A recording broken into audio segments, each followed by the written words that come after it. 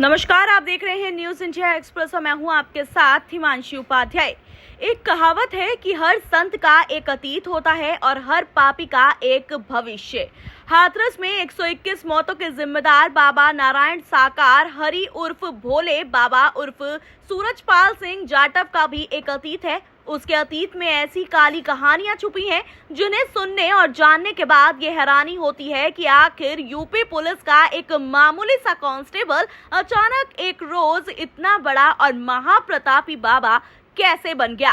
दरअसल सूरजपाल सिंह जाटव कभी UP police का एक सिपाही हुआ करता था। इस दौरान लंबे समय तक उसकी पोस्टिंग लोकल इंटेलिजेंस यूनिट यानी कि LIU में रही, लेकिन नौकरी के दौरान ही उस पर यौन शोषण का आरोप लगा और उसको गिरफ्तार कर लिया गया। इसके बाद उसे जेल जाना पड़ा और इसी जेल यात्रा के चलते उसकी पुलिस की नौकरी भी चली गई। लेकिन जेल में रहते हुए ना जाने कौन सा ज्ञान मिला कि बाबा बन गया। जेल से बाहर आकर यौन शोषण के आरोपी पुलिस वाले से सीधे सत्संग करने और उपदेश देने वाला संत बन बैठा। इसके भजन प्रवचन की शुरुआत पहले इसके घर से हुई, फिर देखते ही देखते इसके चाहने वालों की भीड़ बढ़ने लगी और तब घर से निकलकर सत्संग का सिलसिला अड़ोस पड़ोस में, फिर खुली जगहों में, पंडालों में और अलग अलग राज्यों में शुरू हो गया। बाबा अपने सत्संगों में अपनी नौकरी जाने की बात कभी नहीं कहते थे। वो ये बताते थे कि भगवान के दर्शन होने के बाद उसने खुद ही पुलिस की नौकरी से वॉलंटियरली रिटायरमेंट ले लिया।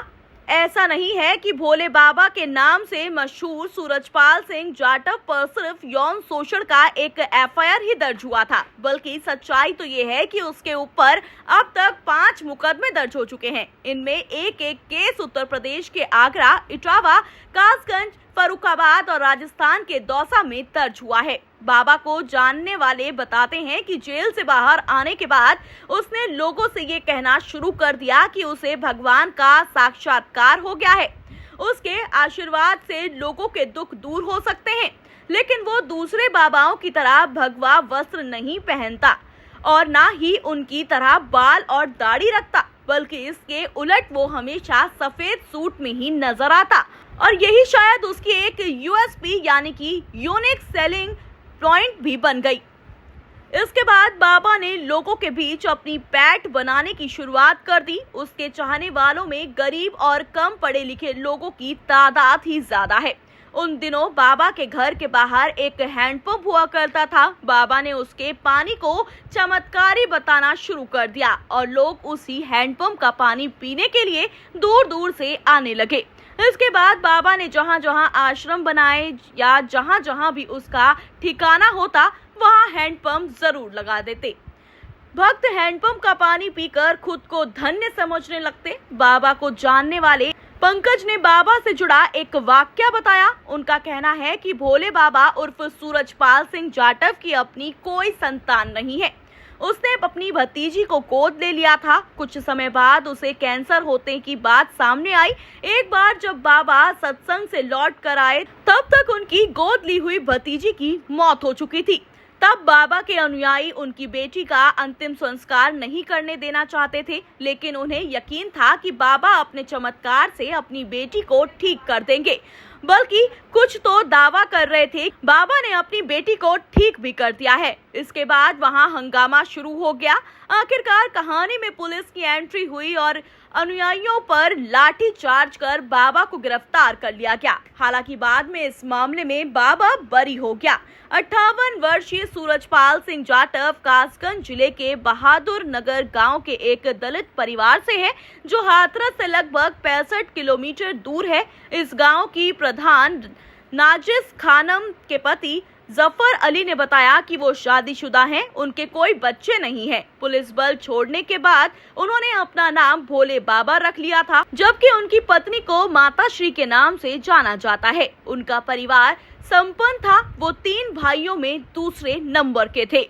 प्रधान पति ने आगे बताया कि उनके बड़े भाई की कुछ साल पहले मौत हो गई थी, जबकि उनके छोटे भाई राकेश, जो एक किसान है, अभी भी अपने परिवार के साथ गांव में रहते हैं। उन्होंने गांव में अपनी 30 बीघा जमीन पर आश्रम बनवाया है।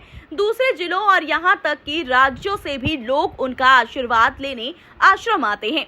उन्हें आश्रम में रहने की सुविधा भी दी जाती है। अपने खिलाफ किसी साजिश के संदेह में उन्होंने गांव छोड़ दिया था। बाबा अपने गांव से निकलकर पहले आगरा के केदार नगर में रहते थे।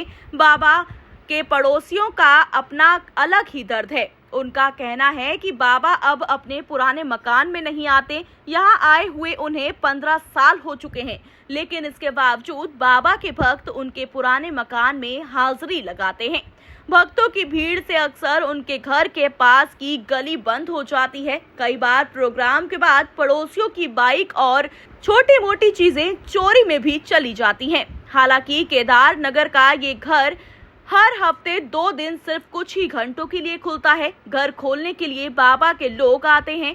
मंगलवार और शनिवार को यहाँ सिर्फ बाबा के घर के दर्शन करने के लिए, उनकी चौखट को चूमने के लिए बड़ी तादाद में दूर दराज से महिलाएं यहाँ आती हैं।